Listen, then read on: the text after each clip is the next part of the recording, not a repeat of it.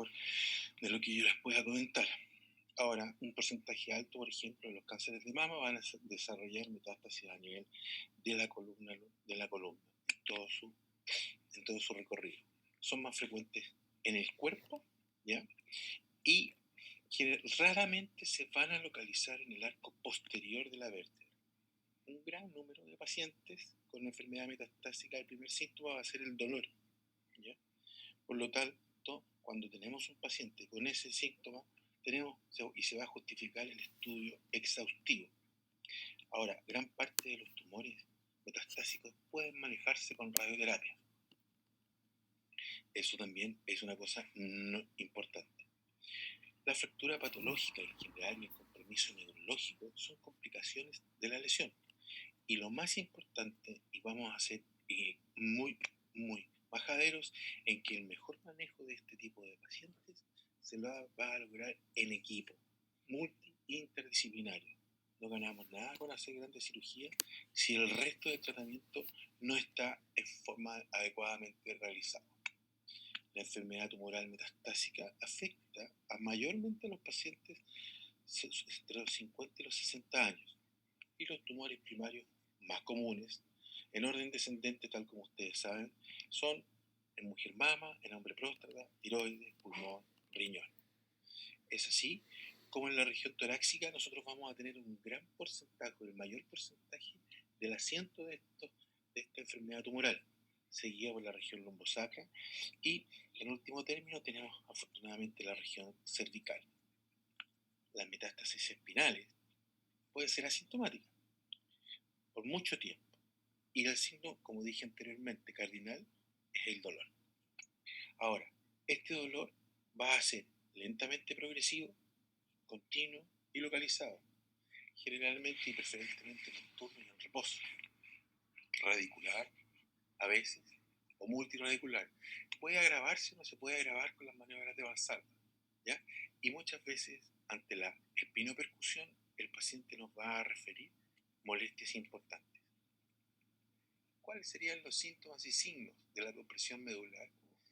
Ese es otro punto importante, aparte del dolor, compresión medular.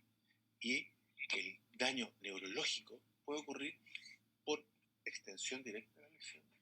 Puede que tengamos siembre epidural, o a veces tenemos una fractura patológica y vamos a tener una reproducción de los fragmentos, y este fragmento va a comprimir el elemento neurológico más cercano. También vamos a poder tener una deformidad sifótica, y esta deformidad sifótica puede generar una compresión medular. Pero ¿qué es lo que vamos a hacer frente a un paciente con metástasis? ¿Ya? Tenemos que tener claro que es una enfermedad sistémica que ya está diseminada. Por lo tanto, nosotros somos simplemente ayudantes, y la base del tratamiento va a depender del oncólogo. En este punto, la radioterapia muchas veces puede ser un tratamiento paliativo, ¿ya? Muy importante y eficaz, y nosotros vamos a colaborar con ese tratamiento. El dolor tiene que ser manejado por unidades especializadas, y lo más importante, como dije anteriormente, es el trabajo en equipo, la comunión entre el traumatólogo, el oncólogo, el radiólogo, el radioterapeuta, ¿ya? La rehabilitación no es menos importante. ¿Qué es lo que cómo lo vamos a estudiar? Vamos a estudiarlo primero con la radiografía. ¿Cuál es el problema? El problema es cómo. Es que cuando nosotros vamos a tener ya una imagen radiológica, tiene que haber un porcentaje no menor de destrucción del cuerpo, ¿ya? Ahí vamos a tener, como dijo anteriormente Francisco, en la imagen típica de la vértebra tuerta, por ejemplo. ¿Qué otro examen es importante? En este caso, ahí vemos dos sitios en los cuales las vértebras están aplastadas y están comprometidas. La cintigrafía es un estudio sensible, no es específico. Vamos a tener varios puntos falsos negativos, ¿ya? Y va a orientarnos y ayudarnos. Por otro lado, el TAC, ¿ya? Es lo que nos va a ayudar mejor para identificar un compromiso óseo. También nos va a ayudar para planificar eventualmente nuestra cirugía si es que el paciente la necesita. No tenemos que olvidarnos de algunas cosas como por ejemplo el PET-CT, que es útil en la estratificación y la evaluación de la recurrencia del tumor. Es tremendamente importante y ayuda bastante en este aspecto. Por otro lado, la resonancia magnética es sensible y específica, ¿ya?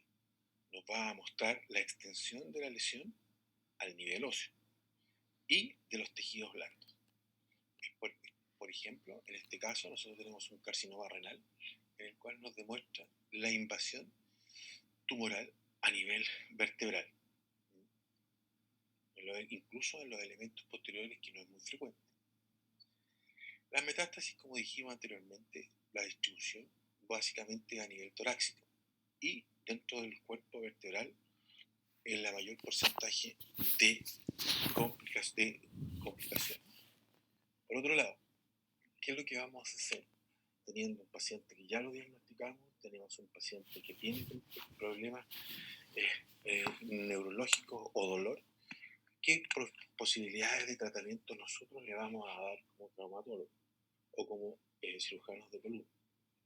Va a estar reservado, como dije anteriormente, al dolor intratable, compromiso neurológico, y lo otro que es tremendamente importante y se me había quedado en el tintero es la estabilidad de la columna. Vamos a tener que evaluar si la columna es estable o no es estable, y dependiendo de eso le vamos a indicar o no le vamos a indicar cirugía. Una cosa importante, y hay que tener mucho cuidado, es con la calidad de vida. ¿Qué queremos nosotros para el paciente? ¿Ya? O cómo nos sentiríamos en los pantalones del paciente. Desde el punto de vista práctico, otra cosa importante es el manejo quirúrgico. Y en el manejo quirúrgico nosotros vamos a tener que considerar varios ítems, dentro de los cuales tenemos que plantearnos si vamos a hacer una descompresión de todos los elementos neurológicos, vamos a poder hacer la descompresión más una resección. Si tenemos una deformidad secundaria, vamos a hacer el realineamiento. Lo que sí es importante es tener claro que tenemos que estabilizar la columna. ¿Cómo vamos a definir nosotros la cirugía? Tenemos escalas de evaluación. Lo más importante para nosotros es la estabilidad, ¿ya? Y eso tiene que tener un consenso. Ahora bien, tenemos que tener protocolos definidos para obtener datos suficientes que nos permitan abordar los dos puntos anteriores y definir con mejor posibilidad una cirugía. ¿Cuáles son las clasificaciones que nosotros tenemos o que hemos visto? Uno, la clasificación de Harrington, que fue la primera, ¿ya? Ahora, esto lamentablemente tenía algunas fallas, y Harrington lo dividía en sin compromiso neurológico, con compromiso neurológico, con posibilidades de colapso. Esto fue evolucionando y posteriormente se empezó a hablar del índice de Karnofsky.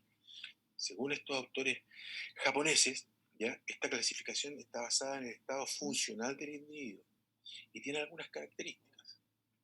Posee una graduación, un porcentaje inferior al 50% del paciente tiene una expectativa de vida de solo 6 meses. Más adelante vamos a hablar acerca de la expectativa de vida. Es un factor predictor oncológico, ¿ya? Se puede interferir con la capacidad del paciente para realizar actividades habituales y permite una monitorización de la evolución de la enfermedad. Ahora, ahí nosotros vamos a tener que, dependiendo del porcentaje, el paciente va a tener o no tener mejores perspectivas, ¿ya? Después podemos enviar el paper. Posteriormente apareció, más adelante, otra escala, que también de un japonés, Tokuhashi, ¿ya? Este grupo dividió o clasificó en 6 parámetros los pacientes y la patología del tumor, la patología metastásica, ¿ya? Y además daban cuenta de la importancia del tipo de tumor primario. Como ustedes pueden ver, ya agregamos otra cosa. Ahora bien, este sistema tenía una escala que llegaba a 15 puntos, en los cuales se tomaba en consideración el tipo de tumor, la presencia o no presencia de compromiso neurológico, tenía también una graduación de las escalas previas, ¿ya? Y además tomaba en consideración el número de metástasis óseas que existían y si estaban o no estaban y dónde estaban localizadas. A mayor puntuación en este caso, era un mejor pronóstico. Entonces, por ejemplo, otorgaba algunos puntos dependiendo del tipo de tumor. Mama 5, páncreas 0, por ejemplo. Y tenía los aspectos del índice de Karnofsky, si tenía metástasis o no tenía metástasis óseas, tanto vertebrales como extravertebrales, tenía parálisis o no. Y esto nos daba un porcentaje, un score, y dependiendo del score, nosotros íbamos a plantearnos lo que nosotros podíamos hacer. La escala, posteriormente, en este siglo, apareció otro japonés, que es el señor Tomita, y él, entre otras cosas, tomaba en consideración lo anterior, pero además agregaba la velocidad de crecimiento o agresividad del tumor. ¿Ya? A mayor puntuación, peor pronóstico. La mayor puntuación en este caso era de 10 puntos. Y teníamos un score, los scores teníamos dependiendo del tumor primario, de la metástasis visceral, de la metástasis ósea, si era solitaria, si era múltiple, si era tratable, si no era tratable. En 2001, Tomita agregó todas estas cosas que nosotros habíamos conversado, como ustedes pueden ver, si estaba intracompartamental, extracompartamental o si era múltiple. Y hubo, ahora último, aproximadamente hace 10 años atrás, un grupo de autores del Global Spine Tumor Study Group, que es muy interesante porque nos agrega otro punto importante, que sería el concepto de inestabilidad vertebral. ¿Ya?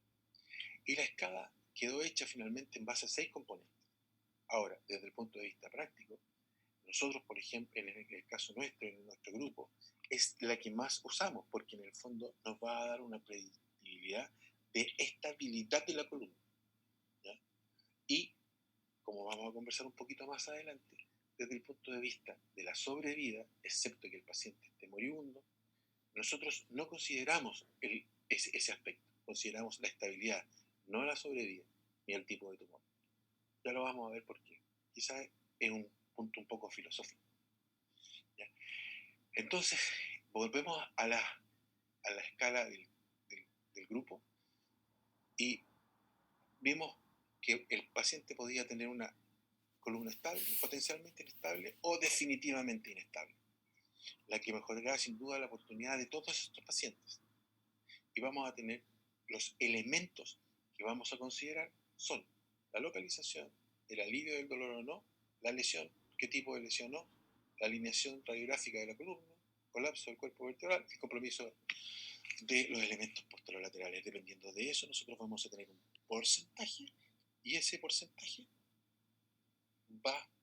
y esa puntuación nos va a definir si tenemos estabilidad o no.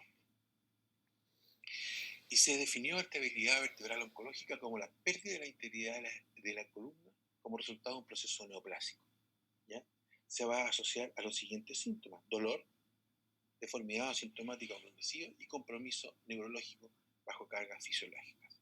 A mayor puntaje, mayor gravedad. El puntaje mínimo 0 y el máximo será 18. ¿Ya? Entonces, ¿qué es lo que nosotros vamos a ver? Que una lesión de 0 a 6 fue una lesión estable, una lesión entre 7 y 12, una lesión potencialmente inestable, y una sobre 13 es definitivamente inestable, por lo tanto tiene indicación quirúrgica absoluta. El enfoque terapéutico del paciente es controversial. ¿Ya? ¿Cuáles son los objetivos? Manejar el dolor, revertir el daño neurológico, restaurar la estabilidad, mejorar la calidad de vida, y ese es un punto tremendamente importante. ¿Ya? Dar un buen y un digno morir. Y a veces, dependiendo del tipo de metástasis, tratar de curar la enfermedad, si es que es solitaria. Los objetivos a plantear deben ser realistas. Lo más importante para nosotros es la prevención del daño neurológico y el control del dolor. Como dije anteriormente, el tratamiento debe ser programado por un equipo multidisciplinario. ¿Ya? quimioterapia, radioterapia, cirugía.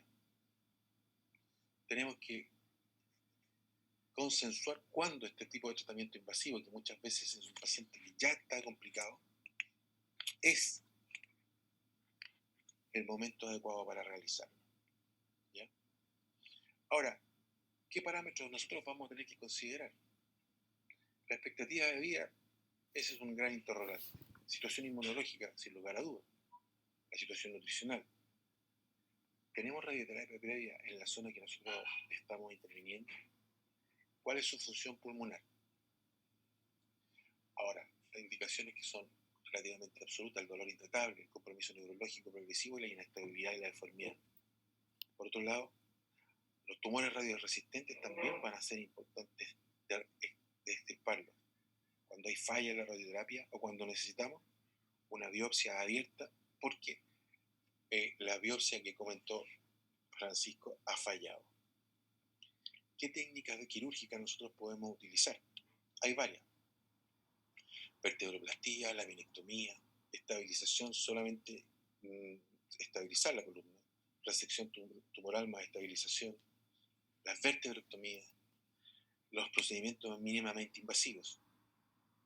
Es así como, por ejemplo, una vertebropatía percutánea nos puede ayudar en un paciente para evitar el colapso del segmento lesionado.